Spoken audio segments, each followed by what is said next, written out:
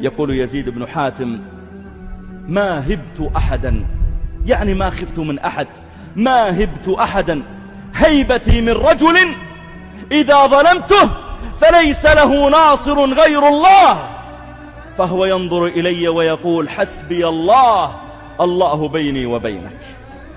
وقال معاوية رضي الله تعالى عنه: إني لأستحي أن أظلم من لا يجد علي ناصرا إلا الله.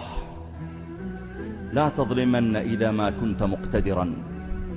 إذا كان الإنسان مقتدرا وأتاه الله تعالى ملكا أو منصبا أو قوامة أو مالا أو أعطاه أي شيء يتميز به على الآخرين، انتبه من أن تكون ممن يظلم الناس في مثل هذه الأمور. ظلم الناس في أموالهم. قول النبي عليه الصلاة والسلام: من كان عنده مظلمة لأخيه فليتحلله منها اليوم